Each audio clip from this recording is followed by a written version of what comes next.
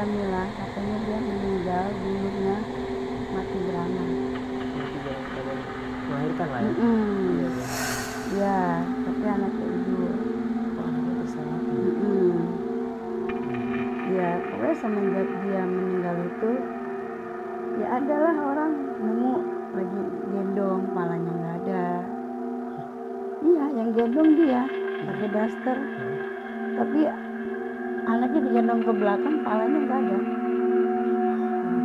Kepalanya Nggak ada. Terus dia lihat kok anak kecil jalan nggak nengok. Makanya dia nyalain motor pun nggak bisa, lemas. Karena dia matanya aja ke depan, tapi tuh anak dipanggil nggak nengok. Kecil itu mana masih ada ya? Ada, tapi jalan nggak gimana mukanya aja nggak dikasih tahu.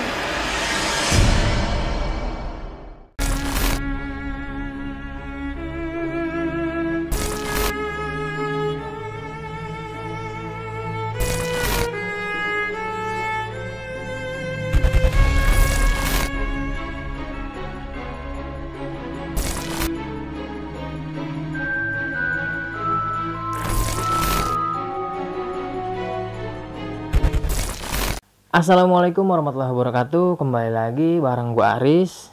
Gimana kabar kalian? Semoga kabar kalian dalam keadaan sehat dan baik-baik aja nih. Dan sebelumnya gue juga mau ngucapin terima kasih banyak nih buat kalian semua yang udah support Dimensi Mistik sampai saat ini, yang udah subscribe, like, komen, dan share setiap video-video terbaru dari Dimensi Mistik. Semoga kebaikan kalian semua pastinya dibalas berlipat ganda oleh Allah Subhanahu wa taala. Amin. Di video kali ini, lagi-lagi narasumber gua akan menceritakan pengalaman horornya pada saat menghuni kontrakan nih, yang letaknya masih sekitaran Lubang Buaya, Jakarta Timur. Narasumber gue ini banyak banget ngalamin kejadian-kejadian horor di kontrakannya, sampai-sampai dia nggak bertahan lama, cuma 4 bulan nih. Nanti biar lebih lengkapnya biar narasumber gua aja yang menceritakan. Jadi langsung aja kita sapa narasumbernya. Assalamualaikum, malam Bu Linda. Iya, waalaikumsalam. Terima kasih banyak Bu Linda udah datang jauh-jauh dari Jakarta Barat ya Bu ya. Iya.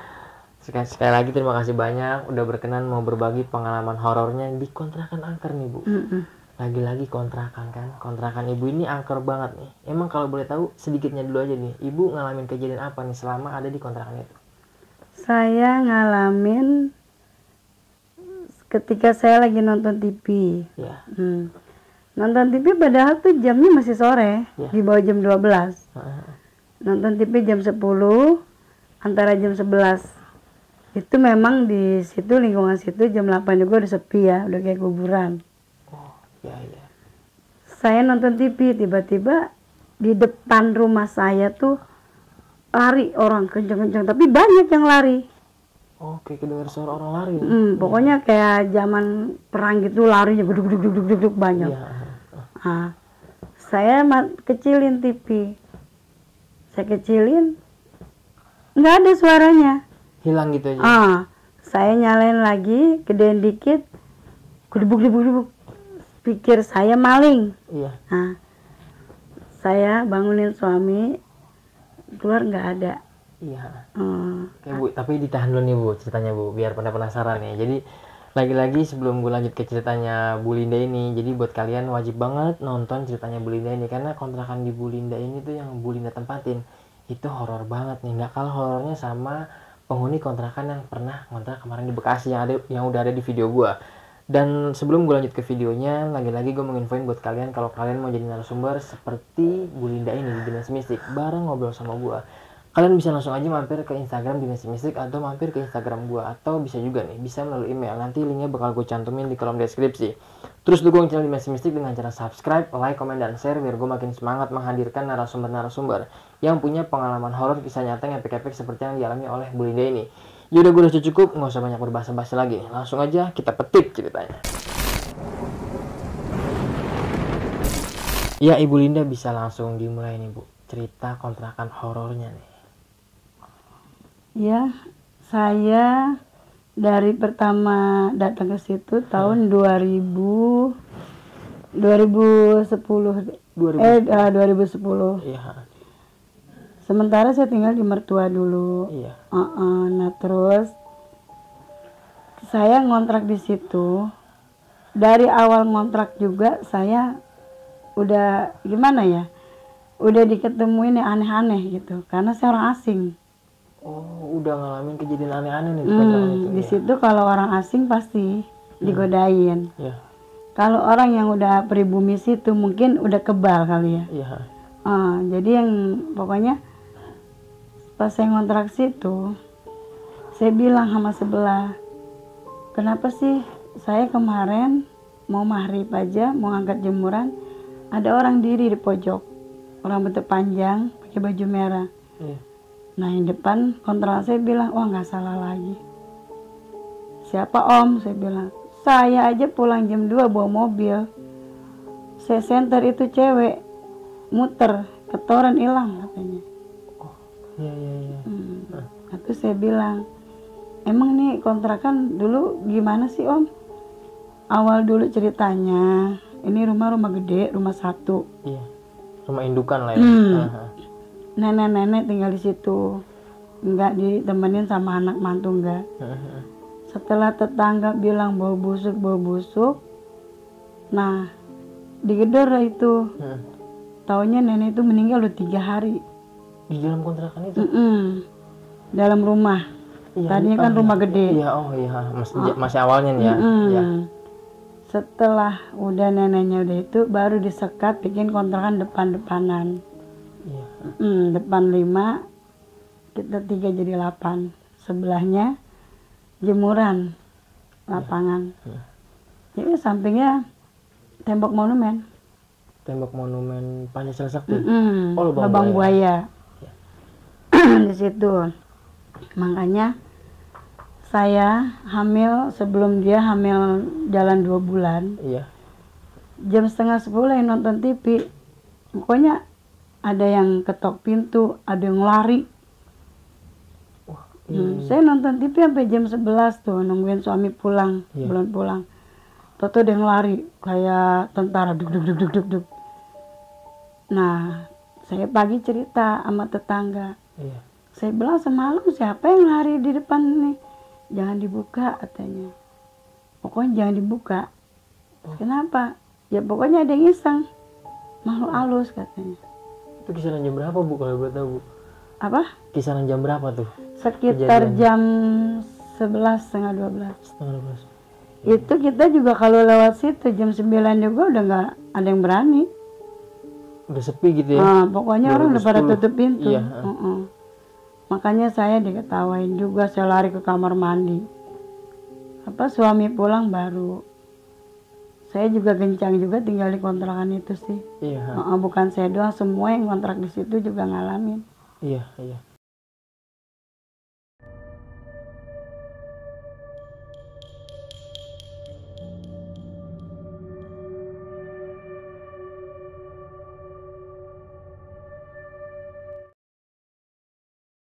Saya di situ juga mau keluar juga, makanya udah maju mundur aja. Nggak jadi-jadi gitu ya? Nggak jadi-jadi, mau ke warung apa nggak jadi-jadi. Iya. Kalau udah lewat jam 9. Udah lewat jam 9 malam lah ya? Iya. Iya. Soalnya di pagar itu juga kan ada penunggunya, katanya anak kecil. Oh, di pagar kontrakannya? Sebelum maghrib dia selalu muncul. Pasti tuh muncul? Iya, cewek kayak umur 9 tahunan. Iya. Itu makanya gimana ya, saya juga kan bilang ke mertua juga, kamu kan orang pendatang di situ, pasti kalau orang asing pasti digodain. Iya. Itulah. Dan memang histori dari kontrakan ini ternyata seperti apa sih Bu selain nenek itu? Ya ada yang namanya Jamilah, katanya dia meninggal dulunya mati beranak. Mati dalam keadaan melahirkan lah ya? Iya. Iya, tapi anaknya hidup. Oh, anaknya terselamatkan? Iya. Iya, pokoknya semenjak dia meninggal itu, ya adalah orang nemu lagi gendong, palanya nggak ada. Iya, yang gendong dia pakai daster. Tapi anaknya digendong ke belakang, palanya nggak ada. Horor banget. Kepalanya nggak ada nih? Nggak ada. Iya. Ya karena angker juga di situ kan, kita maju sedikit praktek almarhum Ki Joko Bodo. Oh iya. Sebelahnya Kober. Iya. Nah makanya, nah sebelahnya lagi kan jenderal, rumah jenderal tuh yang kosong. Iya. Nggak ada yang berani lewat situ juga. Berarti sepi banget ya Bu? Iya, karena saya kan belum tahu daerah situ.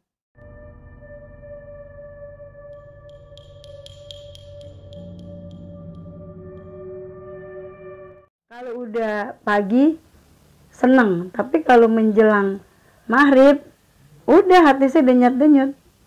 Mau nonton TV pun saya takut. Iya. TV kadang mati sendiri, nyala sendiri. Iya lagi sebelum ada dia saya hamil, saya nonton TV, temen tidur, TV mati. Ntar aja saya mau nyalain hidup sendiri.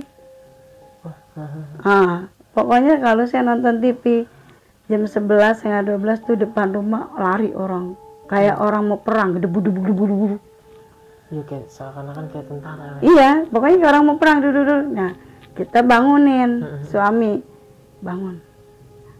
Kok dari kemarin ada orang lari mulu? Mana nggak ada. Setiap dibuka nggak ada. Jadi kita tutup lagi. Dia lewat. Pokoknya lewatnya kayak orang gimana sih? Kayak orang ada musuh lari, gedebuk, mundar mandir, duduk gitu. Dari situ, nah paginya nanya saya sama orang yang udah lama di situ, Mbak, kalau malam siapa sih yang suka lari kencang banget sampai kedengeran ke ini tanah banget, saya bilang gitu. Si Mbak itu, Mbak orang baru katanya. Emang kalau orang baru gitu Mbak, saya juga waktu baru-baru ngontrak sini begitu. Ada orang lari, pokoknya lari kayak penjajah gitu. Ya kita tahu lah depan kontrakan kita kan tembok monumen. Ya di situ makanya saya kalau malam kalau udah jam 9 nggak berani nyalain TV. Udah karena udah pernah ngalamin kejadian itu. Ngalamin kejadian orang lari kenceng banget mundar mandir. Di situ diketawain iya. Makanya saya selalu TV taruh di kamar. Nggak pernah di ruang tamu. Kalau di ruang tamu ada aja godaan. Pasti ya TV. Pasti ada aja. Selepas maghrib ya? Selepas maghrib. Soalnya sesudah Isya itu udah masing-masing orang tutup pintu. Iya. Ibarat kata ada begal juga pun orang nggak nolong. Ya karena kan sepi banget. Orang juga mungkin udah tahu riwayat situ, udah tahu kalau di situ tuh angker, jadi nggak ada yang pada buka pintu. Iya benar. Kejadiannya ya seperti itu. Iya.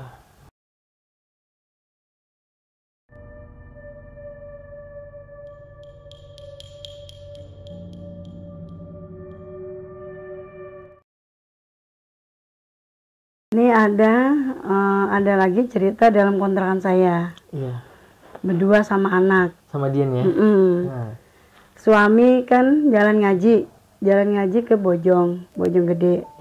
Malam Jumat, malam Senin, malam Rebo. Pokoknya malam-malam itu saya udah takut. Pasti nih habis Isya dia berangkat. Iya. Dia berangkat ngaji jam 8 kan pulang jam 5. Dari dia jalan ngaji saya nggak tidur. Godaan ada tuh dalam rumah. Yang gedor-gedor meja, mainin meja, gedebak-gedebuk, mainin panci saya. Kayak ada anak kecil lah, mundar-mandir ketok-ketok panci. Terus dia tiba-tiba dari dapur, dia nyesek. Saya pikir masuk angin apa ya, dia panas. Nah paginya saya bawa ke puskesmas, saya bawa ke 24 jam, saya minum obat nggak turun-turun. Nggak ada ininya efeknya. Nggak ada. Setelah saya pikir-pikir, ini kan kontrakan angker ya. Saya bawalah ke Pak Ustadz, ayo kita ke Pak Ustadz minta air. Takutnya nih anak kenapa? Nggak tahu ya bener. Kata Pak Ustadz, kalau memang nggak dibawa nih ke rumah saya, mungkin udah lewat. Saya bilang, kenapa Pak Haji? Ini dari kemarin dia dipeluk, dikekepin sama genderuwo. Genderuwo tuh seneng sama anak kecil. Jadi bagi dia ngajak main, tapi yang diajak mainin takut. Dianya takutnya. Ya, karena kan mukanya gimana gitu. Iya. Namanya bocah ya. Nah, ya itu. Jadi setiap malam Senin, malam Jumat, pokoknya saya tuh serba begadang. Nggak tidur. Apa yang ini? Saya ambil surat, saya baca aja sampai pagi. Tapi tetap aja godaan. Ada aja nih. Ada aja di situ. Makanya gimana ya, dibilang bandel lah. Iya, penghuninya. Nah, di situ makanya ini dia juga sering sakit. Katanya tuh genderuwo seneng sama anak kecil. Iya. Jika kepin kan orang nggak napas. Iya, iya. Nah, ya udah dari situ saya ngomong sama suami gimana caranya nih. Kalau begini aja kayaknya nggak kuat saya di sini. Iya, iya. Penuh godaan, godaannya penuh banget di situ. Iya. Nah, akhirnya ibu keluar nih dari kontrakan. Ya, Pindah lah ya. pindah setelah dia umur berapa ya? Saya pindah. Nih yang nempatin rumah saya bekas saya kontrak itu ngulang seperti saya. Dia ngalamin lagi nih. Di Ngalamin. kontrakan itu. Makanya kan kontrak itu sering kosong. Oh iya. Sering kosong lah, baru berapa bulan ada aja kendalanya. Iya. Digangguin gitu ya. Ya pokoknya kayak kita udah naruh panci di rak piring, tahu-tahu panci jatuh lagi. Saya taruh lagi, kumprang. Oh berarti ekstrim banget. Nah makanya kata sebelah, Mbak jangan kaget kalau ngontrak di sini, karena Mbak orang asing. Iya. Ya jadi saya ya mau nggak mau ya udah, saya keluar juga pun takut. Iya. Udah selepas Isya nggak ada yang berani keluar di situ. Oh. Nggak ada yang berani.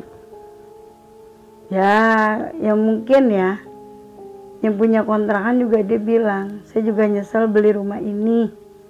Kalau tahu kisahnya seperti ini. Iya, historinya ya. Makanya ya bukan kita gimana gitu ya. Adalah sosok Jamila tuh ada. Sosok Jamilanya dia sendiri ada ya. Ada, rambutnya panjang, pakai baju merah kebaya. Dan dia sering nampakin. Dia iseng nampakin sama ya menggoda lah gimana. Penghuni kontrakan sama orang di jalan. Iya.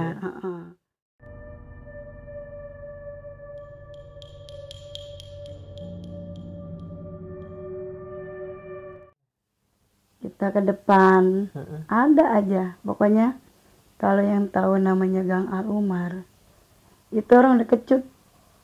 Udah takut duluan gitu ya. Kecut bahasanya takut lah ya. Ya, pokoknya kita jalan sendiri aja, kita jangankan sendiri, berdua aja jalan masih digodain lagi sendiri. Oh iya.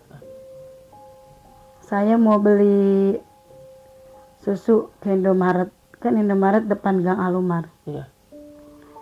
Saya berdua teman. Tadinya saya nggak tahu, saya jalan lewat situ, jalan sepanjangnya kan jalan. Iya. Ya pokoknya pas tikungan gereja Santo Markus, disitulah sama di PAUD. Dari situ besoknya saya kalau diboncengin sama suami, ya pokoknya sebisa saya lah, saya baca apa aja gitu. Makanya temen udah jam 9 dia pulang dari kerja dia mau numpang nginep di saya. Dia bilang, "Kalian udah tidur belum?" "Belum." "Mau numpang nginep besok masuk pagi," kata dia. "Ya udah, naik apaan?" "Bawa motor sendiri," katanya, karena dia kerjanya di mall Pondok Gede. Iya. Rumahnya di Cawang. Nah akhirnya dia lewat Al-Umar masuk, pas tikungan itu ada nampak anak kecil cewek pakai baju putih. Tapi dia lihat dari spion nggak ada. Dari spion pas lihat nggak ada. Padahal jam 9 malam loh, masih jam 9, masih sore. Bisa terbilang ya. Iya. Dia mau maju mundur, akhirnya apa? Dia telepon, dia teriak. Teriak pun nggak ada orang karena itu kan gereja. Iya. Itu dia lihat kok anak kecil jalan nggak nengok-nengok. Makanya dia nyalain motor pun nggak bisa, lemes. Iya. Karena dia matanya aja ke depan, tapi tuh anak dipanggil nggak nengok-nengok. Anak kecil itu padahal masih ada ya? Ada, tapi jalan mondar-mandir, cuman mukanya aja nggak dikasih tahu. Nah di situ dia nelpon saya teriak, gemeteran. Nah saya pun mau jemput juga nggak bisa, saya juga takut. Nah akhirnya saya telepon suami saya. Saya bilang, lagi di mana? Lagi di warung depan. Itu teman saya tuh di Gang Alumar, kenapa tuh? Saya bilang. Iya. Pas laki saya datang, nangis dia di situ, di lubang buaya samping. Katanya nggak lagi saya ke rumah kamu kalau udah lewat jam segini. Jadi nginep, nggak jadi nginep. Akhirnya dia minta pulang, dianterin. Dia jerit sampai rumah, dia cerita. Nggak tahu, kata Pak Ustadz, emang ada dia ngeliat, hampir dia dimasukin, hampir kesurupan itu teman. Sama makhluk yang ada di situ ya? Ya. Itu makanya kalau memang ya, saya juga pribadi tadinya juga saya bilang ini enak banget jalanan sepi. Temen juga nggak tahu dia nggak lagi gue ke situ katanya. Kenapa nggak lagi? Kapok ya? Kapok, padahal dia orangnya berani, tapi nggak tahu. Itu anak kecil mundar mandir, tapi mukanya nggak ada, nggak diliatin, makanya dia jerit di situ.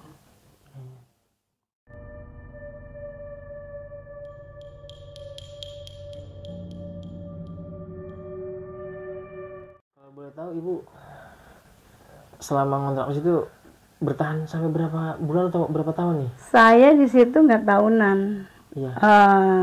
Saya memang tinggal di Lubang Buaya 10 tahun, cuman nggak di kontrakan itu. Iya. Di kontrakan itu saya bertahan cuma 4 bulan. 4 bulan. 4 bulan saya bertahan. Iya. Saya pindah pun dari situ, pindah juga lingkungan situ, cuman pindahnya depan mertua. Iya, tapi masih di lingkupan Jakarta Timur, Iya. Lubang Buaya. Tapi sama aja, di depan mertua pun begitu juga. Kejadian yang sama nih. Sama aja. Ngalamin horor juga nih. Makanya kita jam berapa ya saya pulang dari rumah orang tua saya, tahu-tahu di atas ada kayak pocong unjang-unjang kaki. Hah? Pocong lagi unjang-unjang kaki di atas. Saya mau buka pintu, di atas itu apa namanya, plafon. Oh iya. Nah makanya saya bilang, saya nggak mau lah tinggal di Lubang Buaya, udah gitu aja. Pindah ke sini salah, sini salah. Iya. Itu depan mertua juga angker juga. Iya. Akhirnya pindah ke tempat Jakarta Barat nih sekarang. Ya, saya pindah ke Jakarta Barat, aman lah, alhamdulillah. Godaan pun nggak ada. Sama sekali nggak ngalamin kejadian kayak kemarin Saya lagi ya? ngelihat depan rumah mertua. Karena saya jam berapa ya mau bangun kencing ya, saya buka pintu, saya lihat ada orang naik, tapi pakai pempes. Anak kecil? Dibilang anak kecil, mukanya tua. Iya. Saya bangunin laki saya, bangun, tuh kayaknya ada orang mau ngambil motor, kata saya gitu. Pas laki saya keluar, nggak ada, ngelihat di atas juga nggak ada. Udah ada? Nggak ada. Saya bilang paginya ke mertua, semalam ada yang naik tuh Bu, saya bilang tuh di bambu, tapi pakai pempes, tapi mukanya tua. Udah, itu mah yang penghuni sini. Ya semacam tuyul, tapi mukanya tua. Iya. Perawakannya tua ya? Makanya saya nggak berani di daerah situ, saya nggak berani. Saya pindah ke sini sama, dekat mertua pun sama. Nggak berani saya. Akhirnya hijrah lah ke Jakarta Barat ini. Ya, Jakarta Barat pun aman, alhamdulillah. Karena dia udah kota gitu. Orang pun sampai malam juga masih keluar. Iya. Gitu. Berarti ini udah semua Ibu ya, selama Ibu di kontrakan itu 4 bulan ya? Iya. Ibu alami semua diceritain ya? Iya, yang saya alamin, yang saya gimana ya, ini sendirilah, kisah sendiri gitu. Iya, kisah Ibu yang alami sendiri lah. Selama saya tinggal di situ. Iya, gitu. sampai si hantu Jamilahnya ini juga pun meneror warga sekitarnya. Nah iya, Iya. karena yang orang asing yang dia iniin. Iya. gitu. Kalau untuk kontrakannya sendiri untuk sampai saat ini masih ada nih Bu? Ada, cuman ya nggak lama orang ngontrak situ. Masih tetap aja kayak gitu ya, keluar Masih, masuk semua penghuni lah ya? masih ya. Iya, iya, iya. Sekali lagi makasih banyak Ibu Linda Ya, udah mau bercerita di Dimensi Mistik. Sehat selalu, buat Iya. ibunya juga sehat. iya, Salam buat suaminya Bu. iya. Dan sekian nih buat kalian semua. Makasih banyak udah nonton ceritanya Bu Linda tentang kontrakannya angker banget ini dari awal sampai akhir nggak ada yang skip. Gue ngucapin terima kasih banyak. Tapi sebelum gue akhiri video ini, lagi-lagi gue menginfoin buat kalian kalau kalian punya pengalaman horor kisahnya tanya efek-efek seperti yang dialami sama Bu Linda ini, mau jadi narasumber langsung di Dimensi Mistik, kalian bisa langsung aja DM ke Instagram Dimensi Mistik atau bisa langsung mampir ke Instagram gue. Nanti linknya gue cantumin di kolom deskripsi. Dan jangan lupa juga dukung terus channel Dimensi Mistik dengan cara subscribe, like, komen, dan share biar gue makin semangat menghadirkan narasumber-narasumber yang punya pengalaman horor kisah nyata yang efek-efek seperti yang dialami oleh Bu Linda ini. Dan selesai sudah nih, gua Aris Dimensi Mistik dan Bu Linda akhir kata pamit undur diri. Ciao. Bu Linda makasih banyak. Iya, sama-sama. Makasih.